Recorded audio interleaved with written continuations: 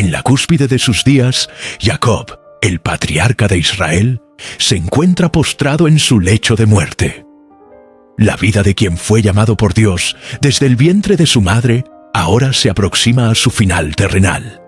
Y sucedió después de estas cosas. Génesis 48:1 es la frase que enmarca este instante crucial, no solo en su biografía, sino en la historia espiritual del pueblo escogido. Esta expresión conecta el relato con lo anterior: la bendición de Faraón, el establecimiento en la tierra de Gosén, y el luto por su esposa Raquel y su padre Isaac. Lo que ahora se narra no es simplemente el ocaso de una vida, sino la culminación de una historia de redención, de pacto y de fe transmitida generacionalmente.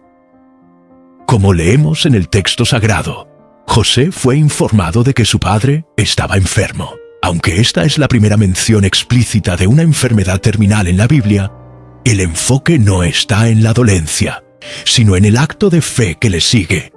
José no va solo, sino que lleva a sus dos hijos, Manasés y Efraín. Como lo vemos en el versículo 1, este gesto no fue impulsivo, sino intencional. No se trataba de una despedida, sino de una transferencia espiritual. José comprendía que su padre no era cualquier anciano moribundo, sino el portador del pacto que Dios había establecido con Abraham e Isaac. Por ello, llevó a sus hijos para que fueran incluidos dentro del legado eterno. Este episodio nos habla directamente a nosotros. ¿Cómo respondemos cuando vemos que las generaciones que nos preceden están por partir? ¿Vamos en busca de bendición y enseñanza? Acercamos a nuestros hijos a los patriarcas espirituales de nuestra vida, para que reciban palabras de herencia, fe y destino. José sí lo hizo. Él reconoció que aunque su padre estaba al borde de la muerte, aún era un instrumento vivo de la bendición divina. Así también nosotros debemos reconocer que aún en su debilidad física, aquellos que han caminado fielmente con Dios tienen una riqueza espiritual que no puede medirse en años, sino en testimonio. Al recibir la noticia de que José se acercaba con sus hijos, el anciano Jacob se esfuerza y se sienta en la cama.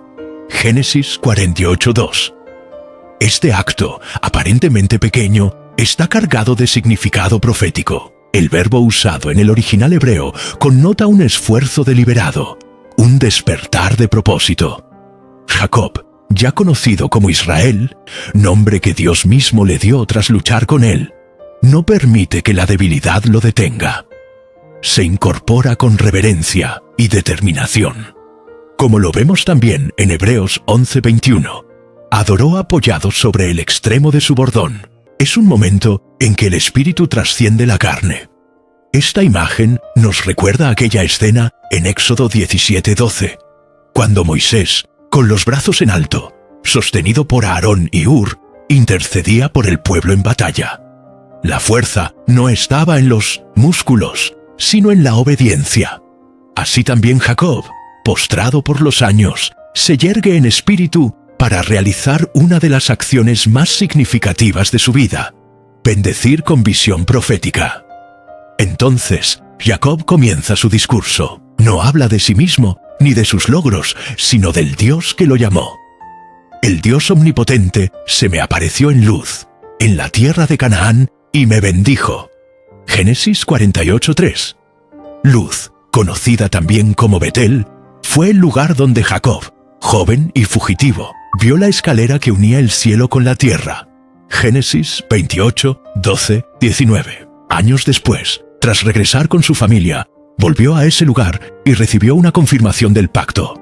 Génesis 35:9-15. Como lo leemos en Génesis 48:4, Jacob cita textualmente las promesas que Dios le hizo. Te haré fructificar y multiplicar, y te pondré por estirpe de naciones, y daré esta tierra a tu descendencia, después de ti, en heredad perpetua. Él no está simplemente rememorando, está reactivando la promesa. Es como si dijera: José, estas palabras que escuché hace décadas, hoy las declaro vivas sobre ti y tus hijos. No han perdido vigencia, Este momento también tiene una aplicación para nosotros. Recordamos las promesas que Dios nos ha hecho en los momentos cruciales de nuestra vida.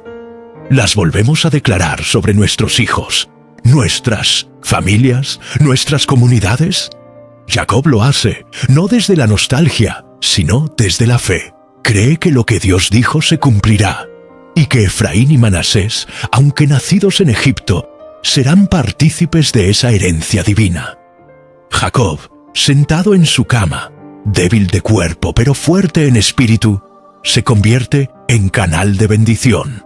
Pietro, este sencillo pero trascendente gesto de incorporarse, vemos la imagen de alguien que ha decidido no morir antes de haber transferido el pacto. Porque la vida de fe no termina con la muerte, se proyecta en las generaciones que siguen, y esta es precisamente la tarea final de Jacob. Transmitir no solo una bendición, sino toda una visión del reino de Dios que comienza a tomar forma desde su cama de muerte. En este contexto, no se trata de un simple abuelo que quiere despedirse de sus nietos. Se trata del profeta de Dios que, al borde de la eternidad, ve más allá de lo visible. Y así comienza uno de los actos más intensos y llenos de unción en toda la historia de la Biblia. La bendición cruzada, la inversión de expectativas humanas y la proclamación profética del destino eterno de los hijos de José. Así se inaugura el clímax espiritual del capítulo. Jacob, el patriarca, no está esperando la muerte con resignación, sino con propósito, y lo que está por suceder marcará para siempre el curso de la historia de Israel. Una de las declaraciones más sorprendentes y teológicamente densas del capítulo se encuentra en Génesis 48:5, cuando Jacob dice: «Y ahora tus dos hijos, Efraín y Manasés, serán míos, como Rubén y Simeón serán míos». Esta afirmación marca un giro trascendental en la historia de la familia de Israel. No se trata de una simple bendición a los nietos por parte de un abuelo afectuoso. Estamos frente a un acto legal y espiritual de adopción, en el cual los dos hijos de José, nacidos en Egipto y de madre egipcia, son elevados al mismo estatus que los hijos legítimos del patriarca. Jacob, como cabeza de la casa de Israel, los incorpora en la línea directa de herederos del pacto, confiriéndoles los derechos de tribu, posesión y bendición. Este acto tiene resonancia teológica profunda. Jacob actúa como representante del Dios del pacto y en ese papel extiende la línea de la promesa más allá de lo biológico y lo territorial. Como lo vemos en el Nuevo Testamento, Pablo utiliza una imagen similar para describir cómo los gentiles, que no eran del linaje físico de Abraham, fueron injertados en el olivo espiritual de Israel por medio de la fe. Romanos 11:17. Efraín y Manasés son entonces, en sentido figurado, los primeros injertados, no por su nacionalidad, sino por la gracia. La bendición no fluye por la sangre, sino por la elección divina. Como leemos en Génesis 48:6, Jacob añade: «Los hijos que engendrares, después de ellos serán tuyos, en el nombre de sus hermanos serán llamados en su heredad». Esta aclaración delimita el alcance del acto profético. No se trata de una nueva norma general, sino de una decisión específica para Efraín y Manasés. El privilegio no se extendería a otros posibles hijos de José. Aquí vemos una vez más que la gracia de Dios, aunque abundante, es también soberana y concreta. No actúa por impulsos humanos, sino por propósito eterno. Es lo que Pablo también enseña. No depende del que quiere, ni del que corre, sino de Dios que tiene misericordia. Romanos 9:16. En términos prácticos, esta adopción confiere a José la doble porción que correspondía al primogénito, repartida en las personas de sus dos hijos. Rubén, que había perdido ese derecho por causa de su pecado, véase 1 Crónicas 5:1, es sustituido por la descendencia de José. Es decir, Efraín y Manasés no solo son integrados en el pueblo de Israel, sino que simbolizan cómo Dios restaura y reorganiza la herencia según su plan soberano. Desde una perspectiva pastoral, esta escena nos ofrece consuelo y esperanza. A veces pensamos que por no tener la herencia natural, estamos fuera del alcance de la bendición de Dios. Pero este pasaje nos recuerda que Dios puede levantar herederos donde no los había. Puede tomar lo que nació en Egipto, símbolo de lo ajeno, de lo extranjero, y transformarlo en instrumento de bendición. Esta es la naturaleza del Evangelio. Dios hace hijos donde había huérfanos, herederos donde había extraños. Efesios 2, 12, 19. En medio de esta escena solemne, Jacob introduce una nota profundamente personal. Y yo, cuando venía de Padán, se me murió Raquel en el camino, y la sepulté allí en el camino de Efrata, que es Belén. Génesis 48, 7. Es una interrupción emocional, una confesión de dolor no cicatrizado, que se inserta en un momento de transmisión espiritual. ¿Por qué recuerda Jacob la muerte de Raquel precisamente aquí? Porque menciona su tumba en este contexto tan distinto. Lo vemos claramente cuando entendemos que Raquel es la madre de José, y por tanto, la abuela de Efraín y Manasés. Al adoptar a los hijos de José, Jacob está de alguna manera perpetuando la memoria de Raquel. Esta es una forma de decir: Raquel vive en sus hijos, y ellos vivirán en la herencia que yo les doy. Es un momento de ternura silenciosa y redención simbólica. El amor no desaparece con los años, la memoria no se disuelve con la vejez. Recordemos que en Génesis 35, 19 se narra la muerte de Raquel y su entierro en Belén. Jacob, aunque ya ha vivido muchos años desde entonces, aún siente la pérdida con intensidad. En sus últimos días, lo que sale de su boca no son conquistas, ni riquezas, ni resentimientos. Es amor, recuerdo y continuidad. Él no olvida a la mujer que amó, ni deja de conectar sus decisiones espirituales con los afectos más hondos de su corazón. Espiritualmente, esto nos enseña que la bendición no es una acción fría o ritualizada, es profundamente humana. Implica emociones, memorias, duelos y redenciones. El acto de bendecir, como Jacob lo realiza, integra la totalidad del ser. Cuerpo cansado, espíritu vivificado, mente lúcida y corazón dolido. Es un acto de gracia que fluye desde la vida vivida en comunión con Dios. La referencia a Efrata, que es Belén, nos conecta también proféticamente con el nacimiento de Jesús. De la tumba de Raquel, ubicada en Belén, brotaría la vida mesiánica siglos más tarde. Así, Jacob, al mencionar a Raquel en este punto, está sin saberlo entrelazando su historia personal con la historia de la redención universal. Como leemos en Miqueas 5:2, de Belén saldría el que sería Señor en Israel. Después del emotivo recuerdo de Raquel, el relato continúa con un momento cargado de ternura y revelación espiritual. Cuando José presenta a sus hijos ante su padre, Jacob, ya envejecido, pregunta: ¿quiénes son estos? Génesis 48:8. A primera vista, esta pregunta podría parecer una señal de confusión o desconocimiento. Sin embargo, como leemos en el 130, versículo 10, los ojos de Israel estaban pesados por causa de la vejez, y no podía ver, lo cual sugiere que su visión física estaba deteriorada, pero no así su discernimiento espiritual. El uso del nombre Israel en lugar de Jacob también señala que lo que está a punto de ocurrir no es solo un gesto de abuelo, sino un acto profético y patriarcal. José responde: son mis hijos que Dios me ha dado aquí. Génesis 48:9. Esta respuesta es teológicamente rica. José no dice simplemente mis hijos, sino que reconoce que son un regalo divino. Es una confesión de providencia. Él ve a sus hijos como parte de un plan mayor, no como un logro propio.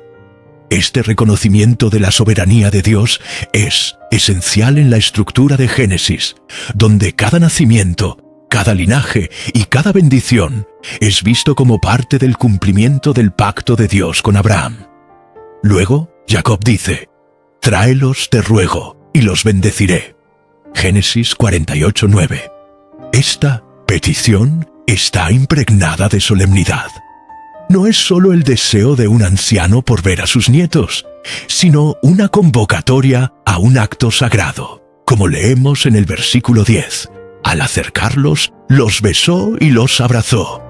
Un gesto que no solo expresa afecto, sino también aceptación completa. El abrazo es la consagración afectiva previa a la bendición espiritual. Esta ternura anticipa la grandeza del acto profético que seguirá: colocar sobre ellos las manos y declarar su destino. Al aproximarse los hijos de José, éste acomoda cuidadosamente a Manasés, el primogénito, frente a la mano derecha de Jacob, y a Efraín, el menor, frente a la izquierda. Génesis 48:13. Este acto muestra que José, respetuoso de las normas culturales, esperaba que la bendición mayor recayera sobre el hijo mayor. La derecha simbolizaba primacía, autoridad y herencia. Sin embargo, Jacob, guiado por el Espíritu, hace algo inesperado. Cruza sus manos. Extendió Israel su mano derecha y la puso sobre la cabeza de Efraín, que era el menor, y su mano izquierda sobre la cabeza de Manasés, colocando así sus manos adrede. Génesis 48:14. Este es el primer caso explícito en las Escrituras, donde la imposición de manos se utiliza como símbolo formal de bendición. Y lo que sorprende es que esta bendición viene acompañada de una inversión de expectativas. Jacob no actúa por error. La Escritura dice que lo hizo adrede, hebreo sakal, lo cual connota no solo intención, sino sabiduría deliberada. Él no está simplemente eligiendo al azar. Está declarando un designio divino. Como lo vemos en el versículo 17, José se siente perturbado por esta decisión. Cuando vio José que su padre había puesto la mano derecha sobre la cabeza de Efraín, le desagradó y trató de moverla. Versículo 17-18. Pero Jacob, con la calma de quien ha visto la mano de Dios a lo largo de su vida, responde con convicción: lo sé, hijo mío, lo sé. Génesis 48:19. La repetición del lo sé enfatiza que no hay error, sino revelación. Esta inversión recuerda otras decisiones divinas a lo largo del relato bíblico. Isaac sobre Ismael, Génesis 17:18-21. Jacob sobre Esaú, Génesis 25:23. Y más adelante, David sobre sus hermanos, 1 Samuel 16:7-13. La bendición mayor no sigue necesariamente el orden natural, sino el orden soberano de Dios. Como leemos en 1 Corintios 1:27, lo necio del mundo escogió Dios para avergonzar a los sabios, y lo débil del mundo escogió Dios para avergonzar a lo fuerte. Este acto de cruzar las manos se convierte así en un símbolo potente de la gracia divina. Dios no bendice por mérito humano ni por jerarquía cultural, sino por su elección soberana. Efraín, el menor, será mayor que Manasés, y su descendencia llegará a ser multitud de naciones.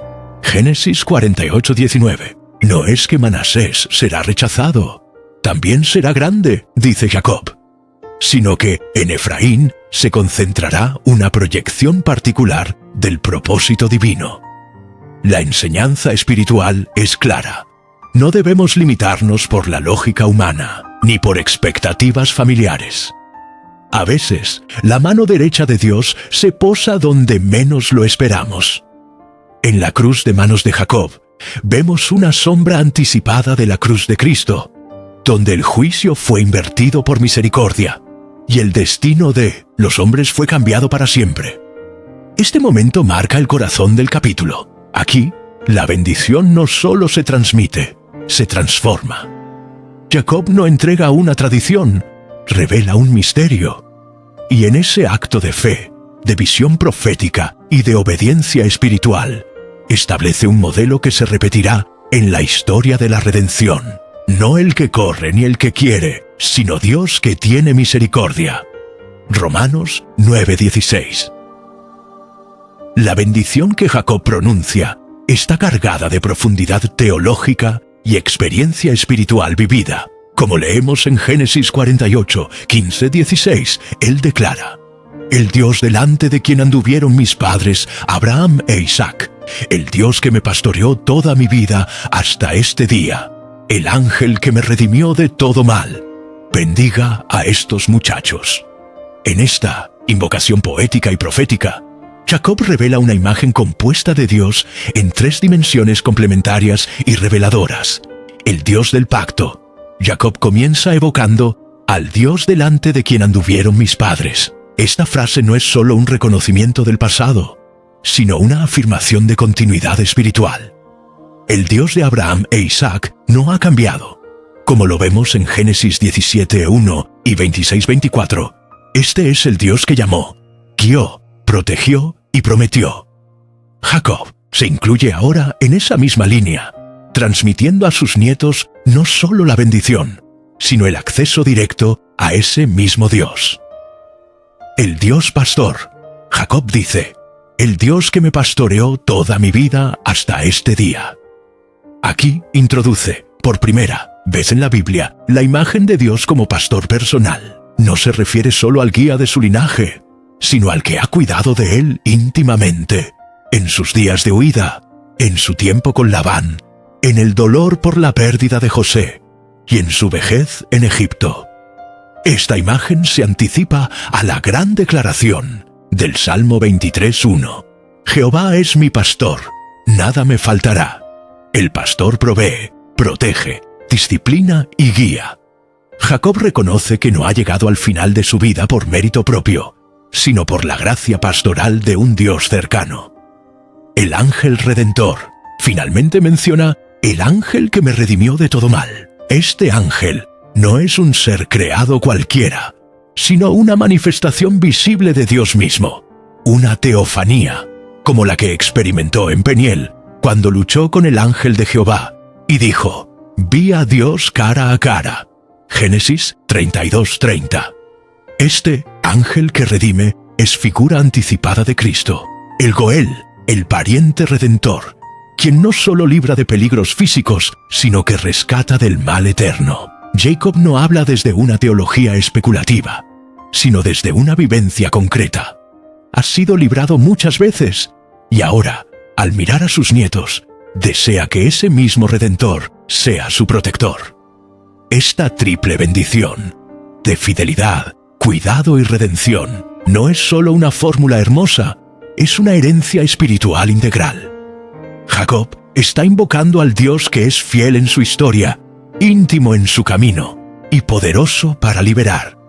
Este es el Dios que bendecirá a Efraín y Manasés. Jacob continúa su declaración con una petición cargada de significado espiritual. Mi nombre sea llamado en ellos, y el nombre de mis padres, Abraham e Isaac. Génesis 48:16. Aquí no está preocupado por su memoria personal, ni por construir un legado humano. Su deseo es que sus nietos, aunque nacidos en Egipto, estén conectados con el linaje espiritual del pacto, que lleven no solo su sangre, sino su identidad de fe. En otras palabras, Jacob quiere que estos hijos de José sean reconocidos no solo como hijos de Egipto, sino como herederos del reino de Dios en la tierra. El texto continúa: y multiplíquense en gran manera en medio de la tierra. El verbo usado en hebreo transmite la idea de enjambre, una multiplicación desbordante como peces en el mar. No es una bendición tímida o contenida, es un clamor por expansión, fertilidad y propósito colectivo. Como leemos en Deuteronomio 1:10-11, Dios cumple sus promesas multiplicando a su pueblo como las estrellas del cielo. Esta palabra de Jacob anticipa que los descendientes de Efraín y Manasés serán numerosos y trascendentes. Y así ocurrió. Efraín llegó a ser la tribu más influyente del reino del norte. Su nombre incluso se usó como sinónimo del reino entero, como vemos en Oseas 5:3 y Isaías 7:2. Dios honró la palabra del patriarca, porque Jacob no pronunció deseos humanos, sino bendiciones inspiradas. Fue instrumento de una profecía viva, transmitida no solo en palabras, sino en espíritu y verdad. Desde nuestra perspectiva cristiana, esta escena es una imagen del Evangelio.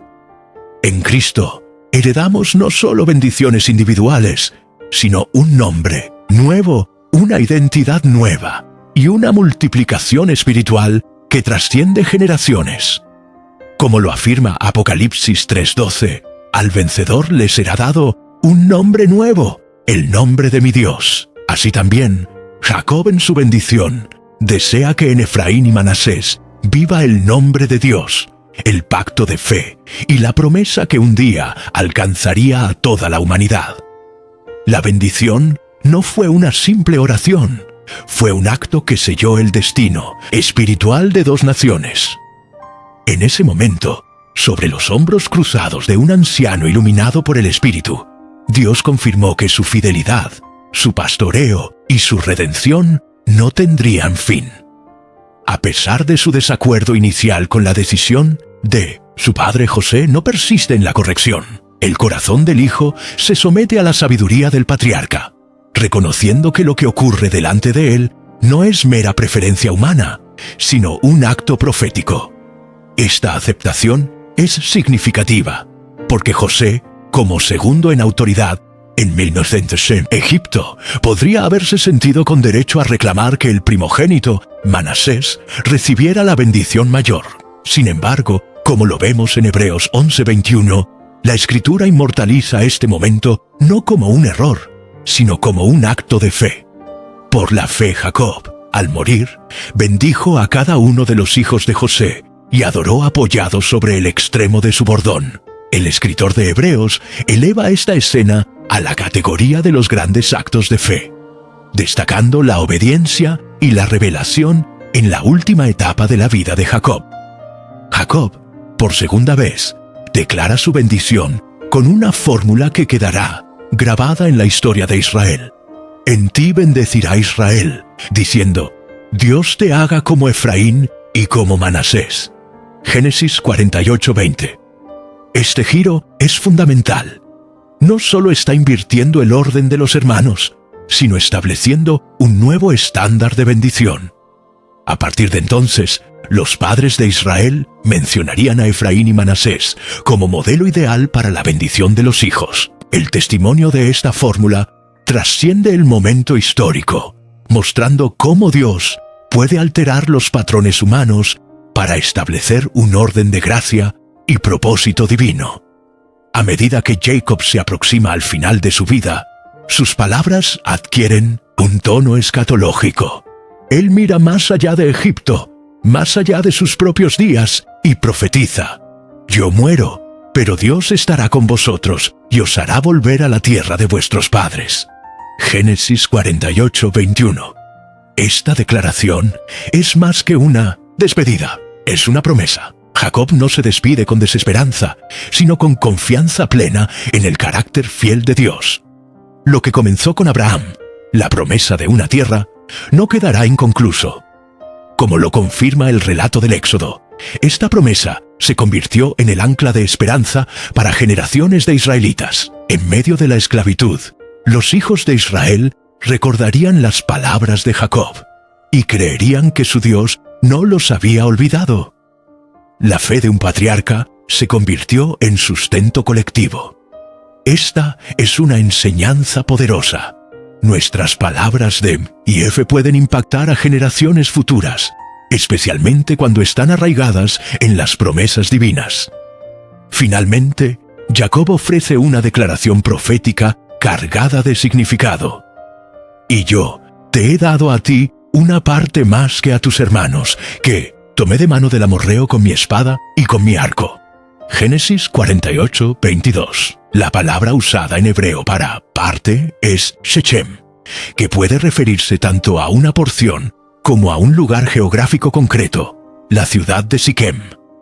Esta entrega posee al menos 3 niveles de interpretación. Legal: José, mediante sus hijos, recibe una doble porción, asumiendo el derecho de primogenitura sobre sus hermanos, una posición normalmente reservada al primogénito Rubén. En efecto, las tribus de Efraín y Manasés ocuparán el lugar de una sola tribu, dándole a José doble representación en la tierra prometida. Espiritual. Esta porción no es meramente territorial. Simboliza el favor de Dios y el cumplimiento de las promesas a través de la fidelidad de José. Jacob, al bendecir así a su hijo, está reconociendo el carácter piadoso y resiliente de José, quien, a pesar de sus sufrimientos, se mantuvo íntegro y como canal de provisión para toda la familia. Profético, Siquem se convierte en un lugar significativo en la historia de Israel. Allí se sepultará a José, Josué 24:32, y más tarde será centro de conflicto y división del reino. El acto de Jacob prefigura un lugar clave en la historia nacional, pero también en la geografía espiritual del pueblo. Con esta última palabra, Jacob no solo da una tierra, imparte identidad, destino y conexión con la misión divina. No está dejando una fortuna, sino una historia en la que Dios será glorificado a través de la fidelidad de su linaje. La bendición de Jacob no fue una fórmula improvisada, ni una simple tradición cultural. Fue un acto profundamente inspirado, una declaración profética que conformaría el futuro de Israel y apuntaría a la promesa mayor. La presencia constante de Dios, su redención operante y su fidelidad inquebrantable, aún en medio de Egipto, el lugar del exilio. Este capítulo no es solo el cierre de la vida de Jacob, sino la apertura de un nuevo horizonte para Israel. En su lecho de muerte, Jacob no entrega oro ni territorios, sino bendiciones, palabras que en la economía divina tienen poder creador. Como leemos en Proverbios 18:21, la muerte y la vida están en poder de la lengua. Jacob bendijo, profetizó y adoró. Su legado no termina con su muerte. Vive en los hijos que bendijo, en la nación que surgió y en nosotros, que como creyentes somos parte de esa misma promesa por medio de Cristo. Gálatas 3:29. Que esta narrativa nos inspire a valorar nuestras raíces espirituales, a bendecir con intención y fe, y a vivir como Jacob, sostenidos por la promesa, guiados por el pastor y redimidos por el ángel del Señor.